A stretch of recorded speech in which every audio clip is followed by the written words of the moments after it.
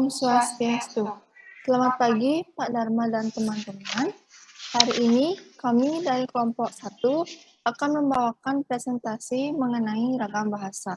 Sebelum kami memulai presentasi hari ini, izinkan saya sebagai moderator untuk memperkenalkan diri terlebih dahulu. Perkenalkan, nama saya Niwaya Minawulandari, NIM 2115613034. Selanjutnya akan dilanjutkan oleh pembicara. Perkenalkan, nama saya Komanita Handayani, NIM 2115613069. Terima kasih.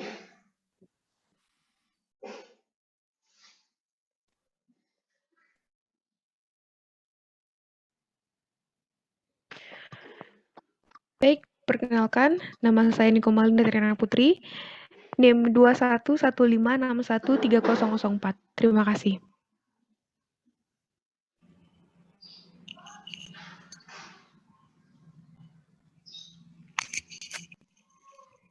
Baik, perkenalkan, nama saya Ani Putu Putri Adinda, NIM 2115613099. Terima kasih. Baik, terima kasih. Tidak perlu berlama-lama lagi, saya akan memulai presentasi kali ini.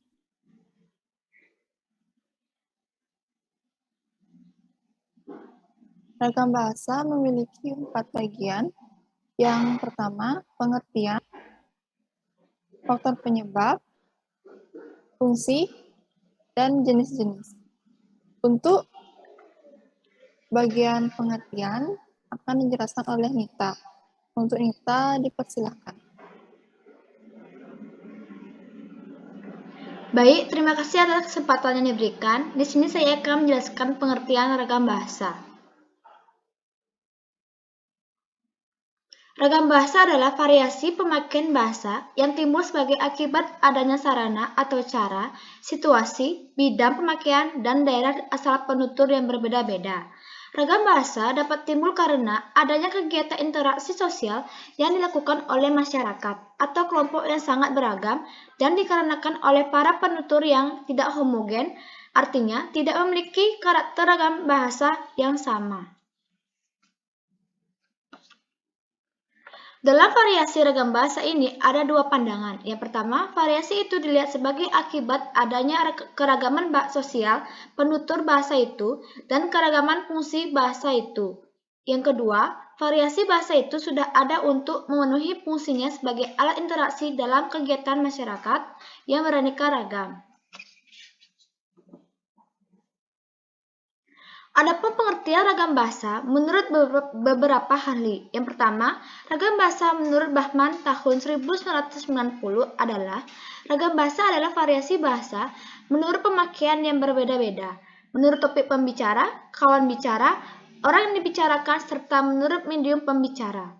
Yang kedua, ragam bahasa menurut Dendi Sugono tahun 1999 adalah bahwa sehubungan dengan pemakaian bahasa Indonesia timbul dua masalah pokok, yaitu masalah penggunaan bahasa baku dan tidak baku. Yang ketiga, ragam bahasa menurut Pisman et tahun 1968, yaitu suatu ragam bahasa, terutama ragam bahasa jurnalistik dan hukum, tidak tertutup kemungkinan untuk menggunakan bentuk kosakata ragam bahasa baku agar dapat menjadi anutan bagi masyarakat pengguna bahasa Indonesia. Terima kasih, saya kembalikan kepada moderator.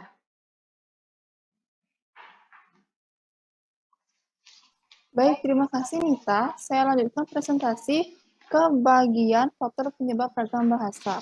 Untuk faktor penyebab ragam bahasa akan dijelaskan oleh Linda. Untuk Linda, dipersilakan. Baik, terima kasih atas kesempatan yang telah diberikan kepada saya. Di sini saya akan menjelaskan mengenai faktor penyebab dari ragam bahasa. Ragam bahasa timbul seiring dengan timbulnya perubahan di dalam masyarakat. Perubahan itu berupa variasi-variasi bahasa yang dipakai sesuai keperluannya. Oleh karena banyaknya variasi, agar tidak mengurangi fungsi bahasa sebagai alat komunikasi yang efisien, dalam bahasa timbul mekanisme untuk memilih variasi tertentu yang cocok untuk keperluan tertentu. Dalam hal ini disebut dengan ragam standar. Ada beberapa faktor sebagai penyebab timbulnya ragam bahasa yang ada di Indonesia. Yang pertama ada faktor sejarah, yang kedua ada faktor budaya, dan yang terakhir ada faktor perbedaan demografi. Faktor sejarah. Setiap daerah mempunyai kebiasaan atau adat istiadat dan bahasa nenek moyang masing-masing, sehingga antar satu daerah dengan daerah lain itu berbeda. Untuk faktor budaya dan faktor perbedaan demografi akan dijelaskan oleh teman saya. Terima kasih. Baik, terima kasih Linda. Untuk faktor budaya akan dijelaskan oleh Nita Handayani. Handayani, dipersilakan. Baik, faktor budaya yaitu setiap daerah mempunyai perbedaan kultur atau daerah hidup yang berbeda, seperti di wilayah Jawa dan Papua, serta beberapa wilayah Indonesia lainnya. Terima kasih.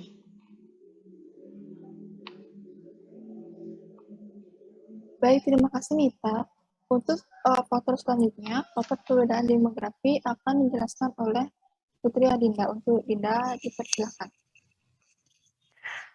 Baiklah, terima kasih atas kesempatannya. Di sini saya akan menjelaskan tentang faktor ragam bahasa yang terakhir, yaitu faktor perbedaan demografis. Jadi, seperti yang telah kita ketahui, setiap daerah itu memiliki daratan yang berbeda. Seperti wilayah di daerah pantai dan pegunungan yang biasanya cenderung menggunakan bahasa yang singkat, jelas, dan dengan intonasi volume suara yang besar dan tinggi pula. Berbeda dengan daerah pemukiman padat, penduduk yang menggunakan bahasa lisan yang panjang lebar disebabkan lokasinya yang saling berdekatan dengan intonasi volume suara yang kecil pula. Terima kasih. Baik, terima kasih Dinda. Untuk ragam bahasa selanjutnya adalah bagian fungsi ragam bahasa. Untuk fungsi ragam bahasa akan disampaikan oleh Linda. Untuk Linda, dipersilakan.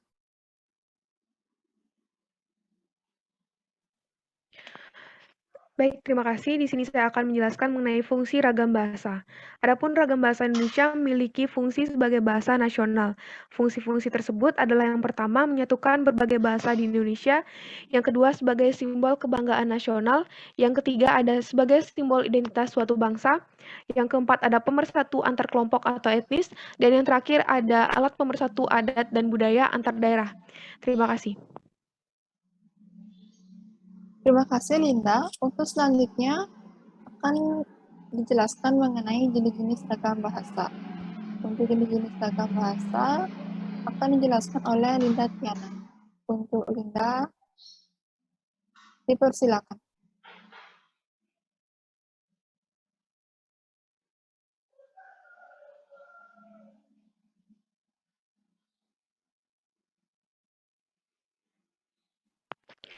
Baik, terima kasih. Di sini saya akan menjelaskan salah satu dari jenis-jenis ragam bahasa, yaitu berdasarkan media. Ragam bahasa berdasarkan media, yang pertama ada ragam bahasa lisan.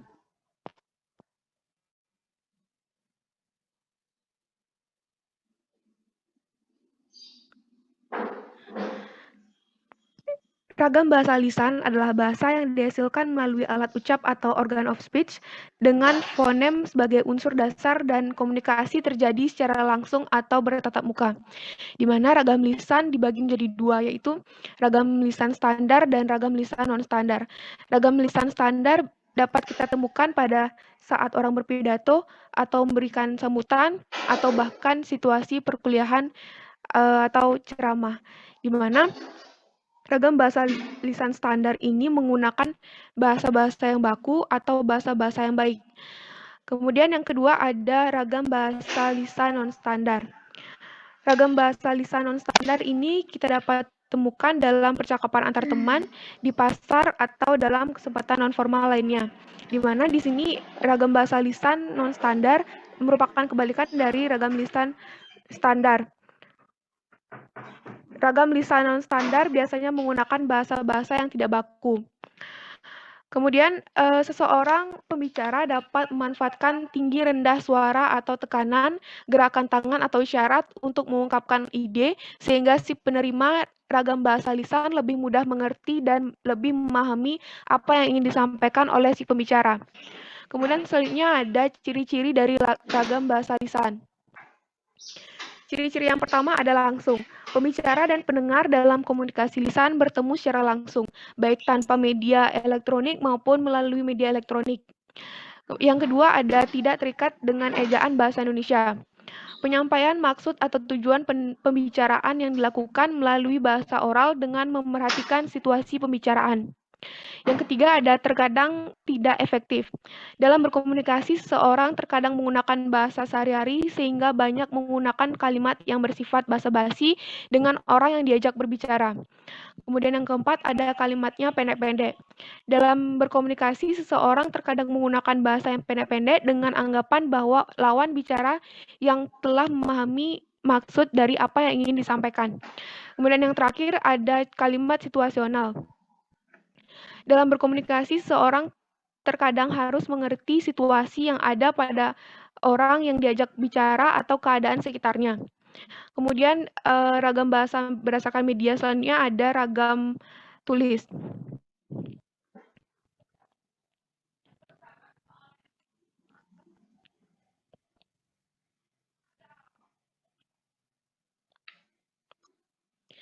Baik, ragam bahasa tulis adalah ragam bahasa yang dihasilkan dengan memanfaatkan tulisan huruf sebagai unsur dasarnya.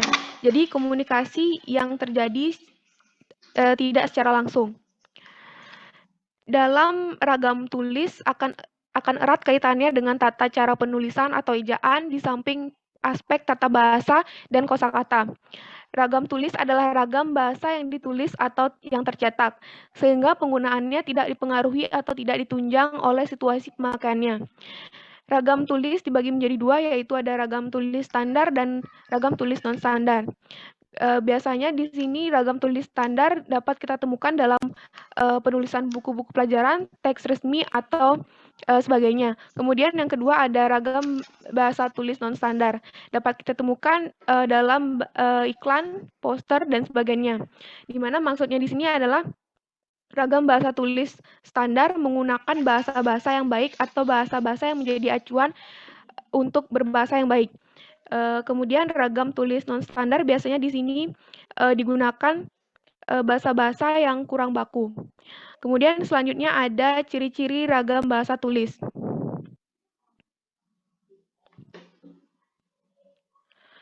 Ciri-ciri ragam bahasa tulis yang pertama ada santun. Santun memenuhi kaidah-kaidah yang ada dan menggunakan pilihan kata atau istilah yang tepat dan cermat. Kemudian yang kedua ada efektif. Hemat dan singkat tetapi mengena dalam hal maksud yang ingin diungkapkannya. Kemudian yang ketiga ada bahasa disampaikan sebagai upaya komunikasi satu pihak. Karena tidak dapat bertemu secara langsung, maka kita diharapkan dapat mengkomunikasikan segala apa yang ada dengan harapan orang yang menerima tulisan tidak salah persepsi atau tidak salah paham. Kemudian selanjutnya ada ejaan digunakan sesuai dengan pedoman. Dalam penyampaiannya, bahasa tulis memang ada pedoman yang harus digunakan atau dipenuhi agar tidak menimbulkan kesalahan dalam pemakaiannya atau penulisan kata. Kemudian ciri-ciri yang terakhir ada penggunaan kosakata pada dasarnya sudah dibukukan. Dalam hal ini, penggunaan kata atau pilihan kata harus tepat walaupun maksud kita sama, namun apabila kita salah dalam memilih kata atau salah dalam penulisan kata, maka dapat menimbulkan maksud yang berbeda. Kemudian selanjutnya ada perbedaan ragam bahasa tulis dan ragam bahasa lisan.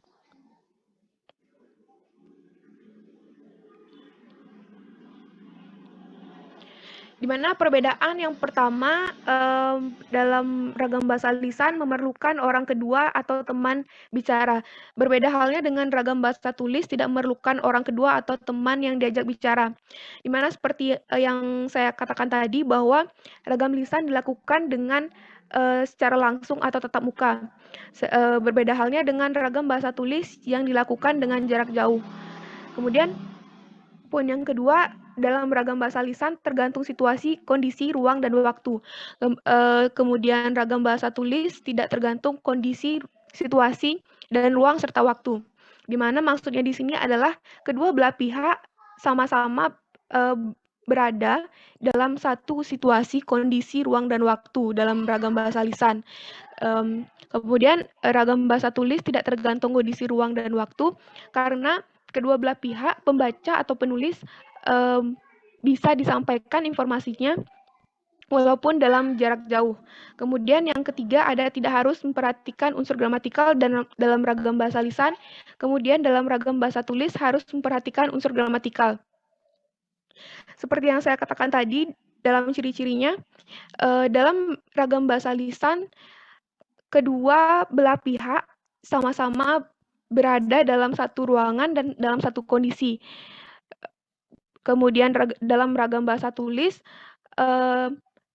kedua jarak antara si penulis dan si pembicara berada dalam jarak yang jauh. Jadi di sini diperlukan unsur-unsur gramatikal yang tepat dan lengkap agar keduanya bisa saling menyampaikan dan menerima informasi dengan baik. Kemudian poin yang keempat adalah dalam ragam bahasa lisan, kesalahan dapat langsung dikoreksi. Berbeda halnya dengan ragam bahasa tulis, kesalahan tidak dapat dikoreksi. Maksudnya di sini adalah kesalahan dapat langsung dikoreksi. Dalam ragam bahasa lisan ada teman yang diajak bicara dengan tatap muka, sehingga jika terjadi kesalahan, maka dapat dikoreksi dengan berkata maaf, kemudian menyatakan apa yang harusnya dimaksud. Berbeda halnya dengan ragam bahasa tulis. Kesalahan tidak dapat dikoreksi. Misalkan dalam menyampaikan pesan kepada dosen. Jika terjadi kesalahan, kesalahan tersebut tidak dapat dikoreksi atau mungkin bahkan bisa dikoreksi, namun memerlukan waktu seperti mengedit pesan, kemudian baru menuliskan atau mengedit. Kemudian yang terakhir, perbedaan yang terakhir ada dalam ragam bahasa lisan dapat dibantu dengan gerak tubuh dan mimik serta intonasi. Berbeda halnya dengan ragam bahasa tulis. Tidak dapat dibantu dengan gerak tubuh dari mimik muka, hanya terbantu dengan tanda baca. Maksudnya di sini adalah kedua belah pihak berada di satu ruangan, satu situasi yang sama dalam ragam bahasa lisan, sehingga gerak tubuh, mimik bisa dilihat satu sama lain. Berbeda halnya dengan ragam bahasa tulis, kedua belah pihak berada dalam jarak yang jauh, sehingga gerak tubuh dari mimik muka itu tidak terlihat. Namun dalam ragam bahasa tulis dapat dibantu dengan tanda baca agar tidak terjadinya kesalahan dalam penyampaian atau penerima informasi. Sekian dari saya, terima kasih. Terima kasih Linda atas penjelasannya. Selanjutnya akan dilanjutkan dengan latar belakang penutur. Untuk latar belakang penutur akan dijelaskan oleh Nita Handayani. Untuk Nita, dipersilakan. Baik, di sini saya akan menjelaskan ragam bahasa berdasarkan latar belakang penutur. Berdasarkan cara pandang penutur, ragam bahasa dibagi menjadi 4, yaitu 1. Ragam bahasa berdasarkan daerah disebut ragam daerah atau logat atau dialek. Luasnya pemakaian bahasa dapat menimbulkan perbedaan pemakaian bahasa. Bahasa Indonesia yang digunakan oleh orang yang tinggal di Jakarta berbeda dengan bahasa Indonesia yang digunakan di Jawa Tengah, Bali, Jayapura, dan Tapanuli. Misal, logat bahasa Indonesia orang Jawa Tengah tampak pelafalan pada huruf B. Posisi awal saat melafalkan nama kota seperti Bandung, Bogor, dan Banyuwangi. Logat bahasa Indonesia orang Bali tepat pada pelafalan T seperti pada kata kita, cantik, dan lain-lain. Contohnya, gue udah baca buku itu.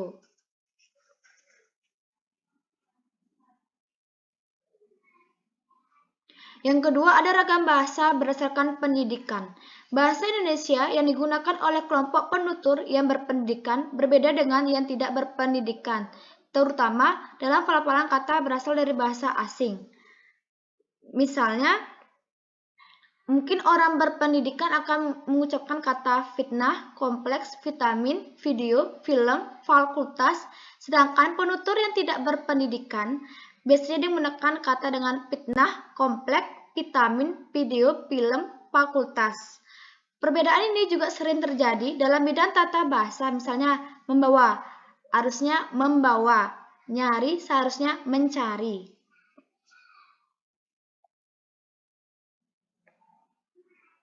Yang ketiga ada ragam bahasa berdasarkan bahasa resmi.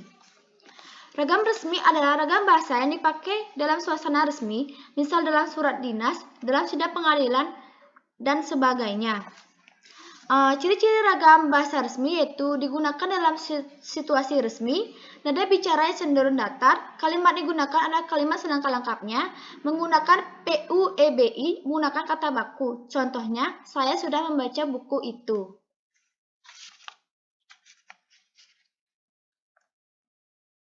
Yang keempat, ada ragam bahasa berdasarkan bahasa tidak resmi, yang artinya ragam bahasa yang bisa digunakan dalam suasana tidak resmi, atau bisa digunakan dalam kehidupan sehari-hari berbentuk lisan.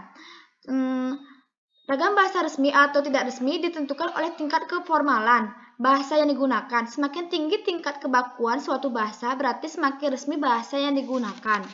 Dan sebaliknya, semakin rendah tingkat keformalannya, semakin tidak resmi kebakuan bahasa yang digunakan. Ciri-ciri ragam bahasa tidak resmi yaitu digunakan di situasi tidak resmi, kalimat tidak lengkap, tidak terlalu banyak kata baku, tidak terlalu menurut PUEBI. Contohnya, saya sudah baca buku itu. Terima kasih, saya kembalikan kepada moderator.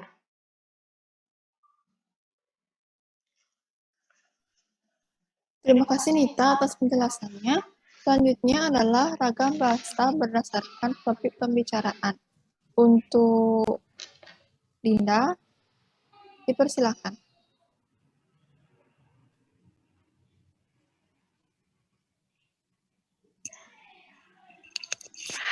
Baiklah, terima kasih atas kesempatannya. Di sini saya akan menjelaskan tentang jenis-jenis ragam bahasa yang terakhir, yaitu berdasarkan topik pembicaraan. Berdasarkan topik pembicaraannya, ragam bahasa ini terdiri dari beberapa ragam, di antaranya adalah yang pertama, ragam bahasa ilmiah. Bahasa ilmiah adalah bahasa yang biasa digunakan di dunia pendidikan yang mencakup berbagai jenis disiplin ilmu. Misalnya saja kimia. Bidang ini memiliki segudang jenis istilah yang belum tentu dapat diketahui oleh banyak orang. Contohnya adalah istilah kimia seperti destruksi atau penghancuran, destilasi atau penyulingan, volatil yang artinya mudah menguap, dan lain sebagainya. Yang kedua adalah ragam hukum. Bahasa hukum adalah bahasa Indonesia yang corak penggunaan bahasanya yang khas dalam dunia hukum, mengingat fungsinya memiliki karakteristik tersendiri. Contohnya adalah Undang-Undang Nomor 7 Tahun 1987 tentang perubahan atas Undang-Undang Nomor 6 Tahun 1982 tentang hak cipta, dan sebagainya. Yang ketiga adalah ragam bisnis. Bahasa bisnis ini adalah bahasa yang biasa digunakan di kalangan pelaku usaha atau pegiat bisnis. Contohnya adalah istilah inflasi yang artinya tingkat harga secara umum cenderung naik, surplus yang artinya jumlah ekspor lebih besar daripada impor, dan sebagainya. Yang keempat adalah ragam agama. Bahasa agama adalah kumpulan bahasa yang heterogen yang berkaitan dengan unsur keagamaan, dan pada dasarnya bahasa agama ini mengacu dari budaya serta lokasi agama tersebut berada. Contohnya adalah Alhamdulillah, perkiraan antum benar, dan Omawi Genamastu, Namo Sidam, dan lain sebagainya. Yang kelima adalah ragam sosial.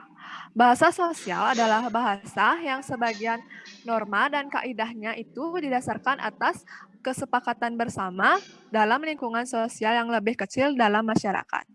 Contohnya adalah pada kalimat ikut bergotong royong, tidak membeda-bedakan agama dan suku, dan lain sebagainya. Yang keenam adalah ragam kedokteran. Bahasa kedokteran merupakan bahasa yang digunakan dalam dunia medis atau dunia rumah sakit, dan bahasa ini digunakan oleh para dokter atau suster, serta juga pegawai yang bekerja dalam rumah sakit tersebut. Contohnya adalah angina pectoris yang artinya serangan jantung, anemia yang artinya kekurangan sel darah merah, dan istilah lainnya. Yang ketujuh adalah ragam sastra. Bahasa sastra adalah bahasa yang mengutamakan unsur-unsur keindahan seni dan gaya pengucapannya dengan memadukan unsur intrinsik maupun ekstrinsik. Contohnya terdapat pada roman, novel, prosa, dan lain sebagainya. Terima kasih. Baik, terima kasih Dinda atas penjelasannya. Berikutnya, saya akan membacakan bagian kesimpulan. Kesimpulan yang kami dapatkan dalam presentasi kali ini adalah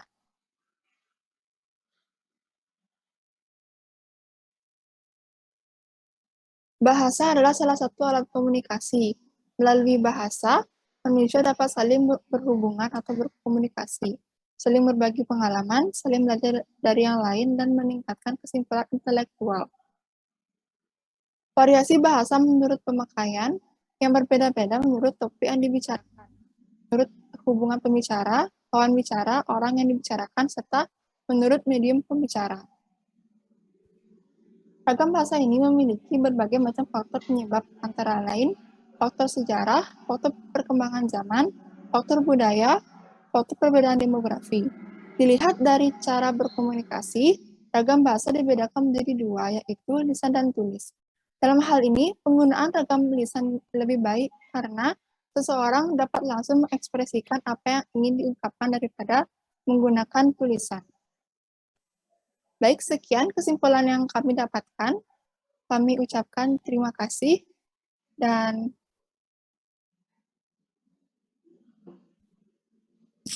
Om Santi Santi Santi Om.